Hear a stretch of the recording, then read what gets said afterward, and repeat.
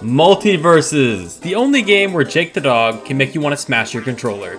Yep, I'm making a Multiversus video. I'm very unique and original. Now, the game is definitely not perfect. Jake the dog here. But it is incredibly fun so far, and I'm not the only one who thinks that, because the game had a blowout of an opening day, with a peak of 144,000 people on Steam alone, not even counting crossplay from Xbox and PlayStation. For the release of just the open beta, the player base is insanely high, and in fact, this is a bigger peak than we've had for games such as Brawlhalla, Guilty Gear Strive, Street Fighter V, Tekken 7. That's right, combine them all, it's still a bigger peak. So yeah, this game is very, very popular right now, and for some good reasons. I mean, it really is the perfect time to release a new platform fighter. With Smash Ultimate sort of coming to the end of its life with its last update in DLC last year, I think it's really time for, well, a new game to show up.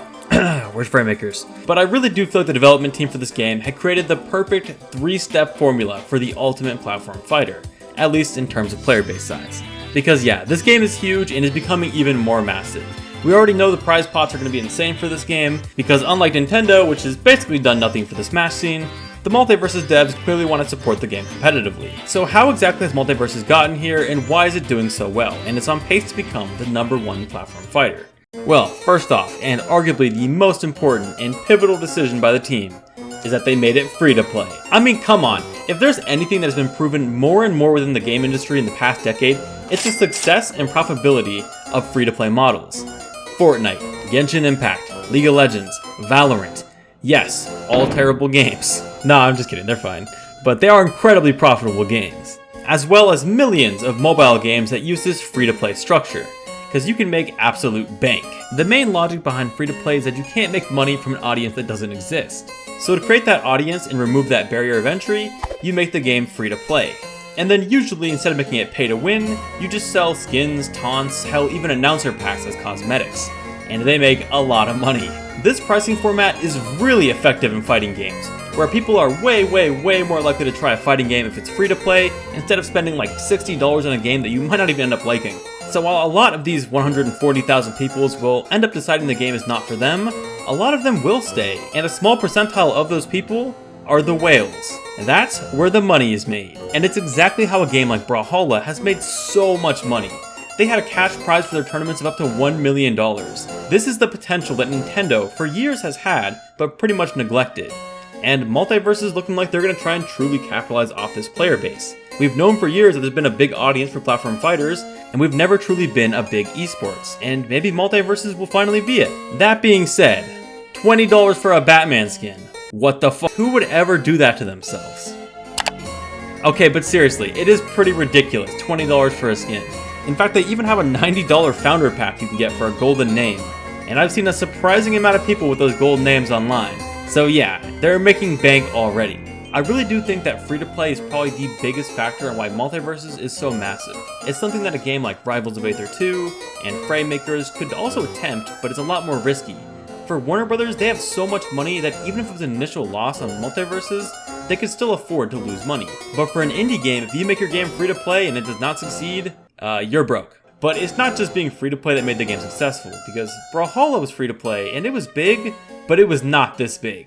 Here comes factor number 2, hype-ass characters. One of the hardest things for other platform fighters is to rival the hype of Smash reveals. Fraymakers is attempting to do the same thing by going for the indie game route, which frankly could be really hype if they get some big hitters, but Multiversus pulled the trump card, which is that they're not even limited to video game characters, it's everything they have licensing to. Bugs Bunny, Batman, Shaggy, Iron Giant, LeBron James, literally everything. Like, there are so many possible hype characters they could do. LeBron James alone broke the internet even though he was leaked for months. So like seriously, they could do Lord of the Rings, regular show, Ben 10.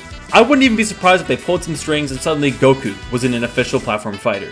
And I know it's not directly comparable for a lot of reasons, but in many ways, Multiversus is sort of what we all thought Nickelodeon All-Star Brawl would be. So yes, having a hype crossover between characters that everybody knows that can almost rival Smash in terms of popularity is the second factor for why Multiversus is able to compete with Smash.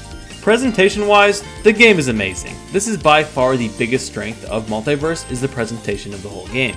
It has a very good thematic visual style for all the characters, despite them all coming from different source materials, much like Smash. The menus, the art style, even the music all feels very AAA, and honestly, again, reminds me a lot of Smash and Brawlhalla. Also, one more thing before we go on to part 3, I absolutely love the character design in terms of movesets.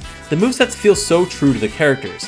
LeBron James is a projectile character who uses a basketball. Bugs Bunny feels like he would inside Looney Tunes with all the sort of setups and little gimmicks with his little traps. Batman does uppercuts as well as gadgets to do cool combos.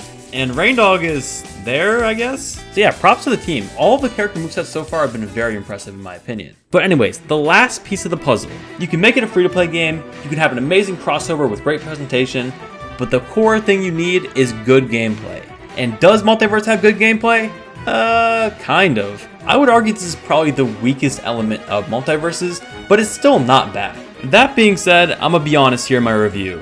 I don't love the gameplay in Multiverses. It's very different from Smash, which in some ways is its best quality. It definitely stands out as its own unique platform fighter, where it focuses more on the 2v2 gameplay and introduces some new mechanics such as the perk system, which is very cool and I actually appreciate those differences. That being said, I definitely am a Smash player at heart and prefer that type of gameplay. I'm not a huge fan of the no shields, no grabs, just dodging. I just find that the 1v1s are a lot more matchy because of this, but I don't know, just my personal opinion. I really haven't put enough time into the game yet. I only just recently decided that my main is Batman. I've been having a lot of fun climbing the leaderboards with them, but yeah, I do think Multiverses will surpass Smash, at least in terms of player base size, being free to play on so many different platforms, and all these other factors. How could it not become the biggest platform fighter? But I could be wrong. I mean, who knows? For me, it's pretty much gonna be a game I play while waiting for Fraymakers to come out. Let me know what you guys think in the comments about this game, your honest opinions. If you hate it, let me know why. But yeah, thanks for watching.